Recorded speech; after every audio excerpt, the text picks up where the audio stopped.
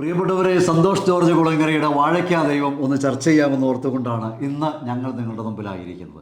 പുതിയ തലമുറ ഈ ചോദ്യത്തെ എങ്ങനെ കാണുന്നു, ഇതിന് എങ്ങനെ ഉത്തരം നൽകുന്നുവെന്ന് കൂടി ഒന്ന് ചർച്ച ചെയ്യുകയാണ് ലക്ഷ്യം. സന്തോഷ് ജോർജ് കുളങ്ങരയ്ക്ക് ഇതിനോടകം ദൈവശാസ്ത്രപരമായി ബൈബിളിൽ നിന്നുകൊണ്ട് അനേകർ മറുപടി കൊടുത്തു കഴിഞ്ഞുവെന്നുള്ളതാണ്. പക്ഷേ ഞങ്ങൾക്ക് ആവശ്യം യുക്തിപരമായ ഉത്തരമാണ്. കാരണം ഇതൊരു യുക്തിപരമായ ചോദ്യമാണ്. പുതിയ ചോദ്യങ്ങൾക്ക് പുതിയ ഉത്തരമാണ് ആവശ്യം. ഇവിടെ സന്തോഷ് ജോർജ് കുളങ്ങരയെ പോലെയുള്ള ആൾക്കാർ ഉയർത്തുന്ന ചോദ്യങ്ങളിൽ ഒന്നാണ്, ദൈവം ത്രികാലജ്ഞാണ്, എല്ലാം അറിയുന്നവനാണ്. ഇന്നലെയും ഇന്നും നാളെയും അറിയുന്നവനാണ്. ഇന്നലകളില്ല, ഇന്നില്ല, നാളെയില്ല. ദൈവത്തിന് അങ്ങനെ ഒരു സംഭവമില്ല.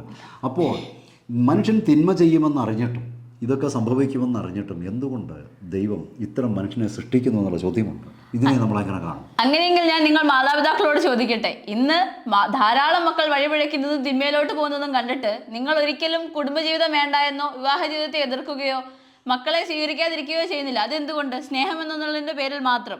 അതുപോലെ തന്നെയാണ് മനുഷ്യരെ സൃഷ്ടിച്ചതിന് പിന്നിൽ ദൈവത്തിന് സ്നേഹം മാത്രമാണ്. സ്നേഹത്തിലാണ് ദൈവം സൃഷ്ടിപ്പ് നടത്തിയത്. അവിടെ ഒരു പ്രശ്നം വരുന്നു. സ്നേഹത്തിൽ സൃഷ്ടിപ്പ് നടത്തിയെന്ന് തൽക്കാലം അംഗീകരിക്കാം. പക്ഷേ അവിടെ ഇവർ ഉയർത്തുന്ന ചോദ്യം ഇതാണ്, ഈ സ്നേഹത്തിൽ സൃഷ്ടിപ്പ് നടത്തിയപ്പോൾ ഈ ധൂർത്ത് അഥവാ ഈ തിന്മ എന്തുകൊണ്ട് അനുവദിച്ചു? തിന്മയില്ല, ചെയ്യാൻ കഴിവില്ലാതെ നന്മ മാത്രം ചെയ്യാൻ കഴിവുള്ളൂ, പെർഫെക്റ്റ് പരിപൂർണമായ ഒരുവനെ സൃഷ്ടിച്ചാൽ പോരായിരുന്നു എന്നാണ്. ദൈവം ഒരിക്കലും തിന്മ സൃഷ്ടിച്ചിട്ടില്ല. അതായത് തിന്മ എന്ന് പറയുന്നത് എന്താണ്? മിസ്യൂസ് ഓഫ് ഫ്രീഡം, സ്വാതന്ത്ര്യത്തെ ദുർവിനിയോഗം ചെയ്യുന്നതാണ്. ഞാൻ ചോദിക്കട്ടെ, മാതാപിതാക്കൾ ധൂർത്ത് സൃഷ്ടിച്ചതാണോ?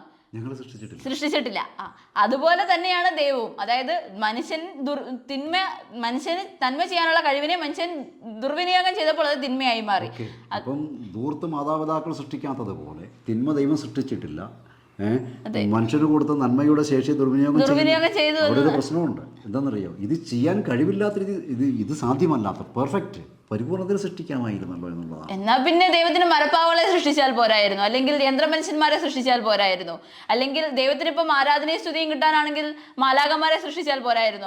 ദൈവം പറയുന്ന കാര്യം മാത്രം ചെയ്യാനാണെങ്കിൽ. ദൈവം സൃഷ്ടിച്ചത് ഒരു പരിപൂർണ മനുഷ്യനെയാണ്. സർവ്വ സ്വാതന്ത്ര്യങ്ങളോടും കൂടി സൃഷ്ടിച്ച മനുഷ്യനെ ഒരിക്കലും തിന്മ ചെയ്യാൻ ദൈവം അനുവദിക്കുന്നതല്ലല്ലോ. അത് മനുഷ്യന്റെ സ്വാർത്ഥതയിൽ ചെയ്യുന്നതാണല്ലോ തിന്മ. അപ്പം മനുഷ്യൻ പാവകളെ അടിമകളെ അല്ല ദൈവം സൃഷ്ടിച്ചത്. സ്വാതന്ത്ര്യത്തിന് ദുർവിനിയോഗമാണ്, സ്നേഹത്തിലാണ്, സൃഷ്ടിപ്പീവകവാദങ്ങളാണ് ഇപ്പോൾ ഉയർത്തിക്കൊണ്ടുവരുന്നത്. അപ്പം അങ്ങനെ വരുമ്പോൾ അടുത്ത ചോദ്യം ഇവർ ഉയർന്നുണ്ടെന്നറിയാമോ? ഇവർ പറയുന്നത് ആദ്യത്തെ ആളെ തന്നെ, ആദ്യത്തെ കൊലപാതകി, ആദ്യത്തെ ആളെ അങ്ങ് ശിക്ഷിച്ചാൽ ഈ പ്രശ്നം അങ്ങ് തീരില്ലായിരുന്നോ എന്നുള്ള ചോദ്യമാണ് അവസാനത്തേക്ക് വെച്ചുകൊണ്ടിരിക്കുന്നത്. ആ ചോദ്യത്തിന് എന്തെങ്കിലും യുക്തി ഉണ്ടെന്ന് നമ്മൾ ചിന്തിക്കേണ്ടിയിരിക്കുന്നു. കാരണം ഇന്ന് നമ്മൾ ആയിരിക്കുന്ന ഈ ലോകത്ത് വിവിധ തരത്തിലുള്ള ഏകാധിപത്യ രാഷ്ട്രങ്ങളുണ്ട്, മതത്തിന്റെയും രാഷ്ട്രീയ ആശയങ്ങളുടെയും പേരിൽ രൂപപ്പെട്ടത്. അവിടെ നടക്കുന്ന ശിക്ഷാ നടപടികൾ എന്ന് പറഞ്ഞാൽ അതികഠിനവും, അതെ അറിയാമല്ലോ, അതെ, കല്ലെറിഞ്ഞു കൊല്ലുക, കൈവെട്ടി കൊല്ലുക, പരസ്യമായി തൂക്കിക്കൊല്ലുക,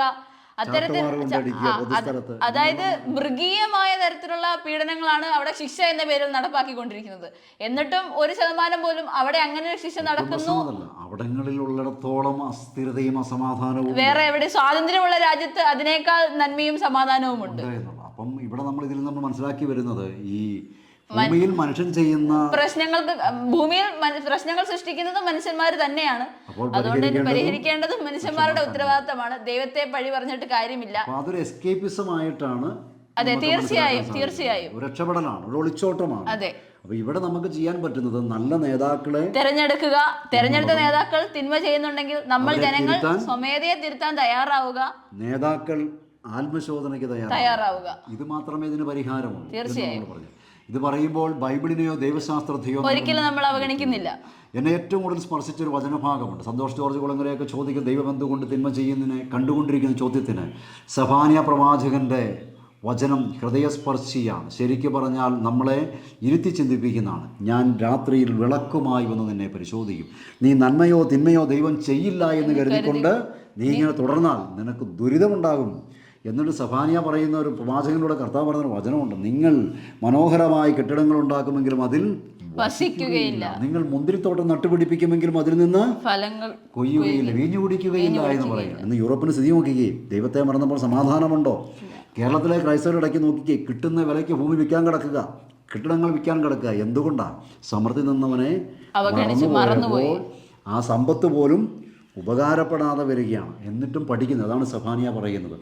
ഇതിലും ഭയാനകമാണ് പത്രോസ് അപ്പോസ്തലൻ പറയുന്നത്, ദൈവത്തിൻ്റെ ദീർഘക്ഷമയെ പരീക്ഷിക്കരുത്. അത് അനേകം രക്ഷപ്പെടുന്നതിന് വേണ്ടി അവിടുത്തെ അനന്തമായ ജ്ഞാനത്തിൽ അവിടുന്ന് അനുവദിക്കുന്നതാണ്.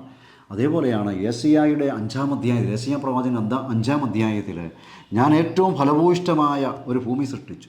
അവിടെ എന്ത് ചെയ്യും? നല്ല മുന്തിരി കിളച്ചൊരുക്കി നല്ല മുന്തിരി നട്ടു. അത് ഫലം പുറപ്പെടുവിച്ചോ? ഇല്ല. എന്നാ കാട്ടുമുന്തിരി പുറപ്പെടുവിച്ചു. പ്രകൃതിയിലേക്ക് നോക്കിയാൽ, നമ്മളിലേക്ക് നോക്കിയാൽ കുടുംബം ഏറ്റവും മനോഹരമായ ഒരിതല്ലേ? ഭാര്യയും ഭർത്താവും കുഞ്ഞുങ്ങളും കൂടി ഒരുമിച്ചിരുന്ന് ഭക്ഷണം കഴിക്കുന്നു, ഒരുമിച്ച് തുണി അലക്കുന്നു, ഒരുമിച്ച് ഭക്ഷണം പാകം ചെയ്യുന്നു, ഒരുമിച്ച് പേപ്പർ വായിക്കുന്നു, ഒരുമിച്ച് ബൈബിൾ വായിക്കുന്നു, ഒരുമിച്ച് ലോകത്തെക്കുറിച്ച് ചിന്തിക്കുന്നു, ഒരുമിച്ച് സമ്പത്ത് പങ്കുവെക്കുന്നു. ഏറ്റവും മനോഹരമല്ലേ? എന്തെങ്കിലും അഭിപ്രായ വ്യത്യാസങ്ങളിൽ പരസ്പരം പറഞ്ഞ് സംസാരിച്ച് പരിഹരിക്കാൻ പറ്റുന്ന അവസ്ഥയില്ലേ? ഒരു പെർഫെക്റ്റ് അല്ലേ? സിസ്റ്റം അല്ലേ? പക്ഷെ സാധിക്കുന്നുണ്ടോ? കാരണം എന്താണ്?